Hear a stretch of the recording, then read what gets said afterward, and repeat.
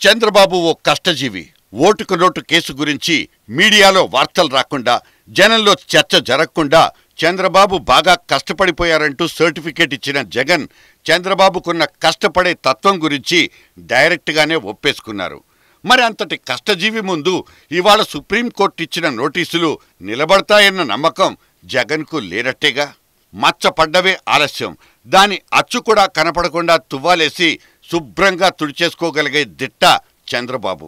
ఆ విషయాన్ని ఆయన ఎన్నిసార్లు ప్రూవ్ చేసుకున్నారన్న లెక్క కూడా పక్కాగానే ఉంది. ఆ మాటకొస్తే కోర్టులు కేసులు ఆయనకు కొత్తవి కాదు. ప్రతిసారి కడిగిన ముత్యంలా బయటకొచ్చే చంద్రబాబు విజయరహస్యం ఏంటన్న చర్చ కూడా ఇప్పటిది కాదు. చంద్రబాబు మీద పడ్డ ఒక్క కేసు విచారణకు కూడా తుది వరకు కొనసాగిన దాఖలాలు లేవు.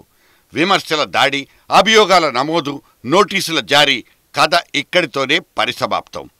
30 ఏళ్ల సుదీర్ఘ రాజకీయ జీవితంలో చంద్రబాబు మీద 17 కేసులు నమోదైతే అన్నీ కొట్టివేతకు గురైన బాపతే. వైఎస్, రెడ్యానాయక్, కన్నా లక్ష్మీనారాయణ, పాల్వాయి గోవర్ధన్ రెడ్డి, లక్ష్మీ పార్వతి, ఇలా చంద్రబాబు మీద కోర్టుకెక్కిన వాళ్ల జాబితా కూడా చాంతాడంతా.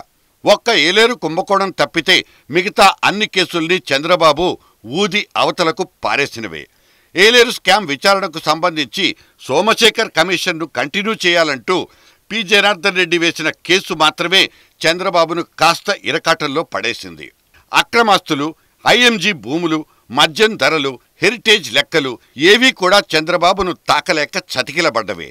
గవర్నర్ ఆమోదం లేదని కొన్ని, ప్రజా ప్రయోజనాలకు సంబంధించినవి కాదని కొన్ని, విచారణకు అర్హత లేదని కొన్ని, ఇలా నమోదైన కేసులన్నీ గోడకొట్టినట్లు వెనక్కొచ్చేసినవే. ఒక్కోసారి పిటిషనర్లే స్వచ్ఛందంగా కేసును ఉపసంహరించుకున్న ఆనవాళ్లున్నాయి.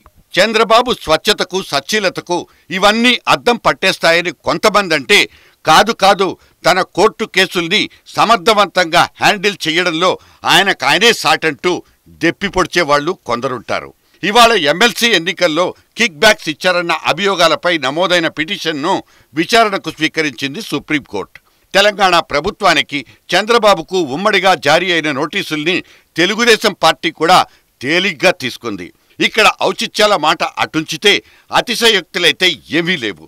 చంద్రబాబు దృష్టిలో ఇది చాలా చాలా చిన్న విషయం అంటూ వినబడే కామెంట్స్, చంద్రబాబు కష్టజీవి అంటూ జగన్ ఇచ్చిన సర్టిఫికెట్లు, అదే చంద్రబాబు లాయర్లు తెచ్చుకున్న డజన్ల కొద్దీ స్టే ఆర్డర్లు, వీటన్నింటి సారాంశము ఒక్కటే. చంద్రబాబుకు సుప్రీంకోర్టు నోటీసులు ఇది చాలా చాలా చిన్న విషయం.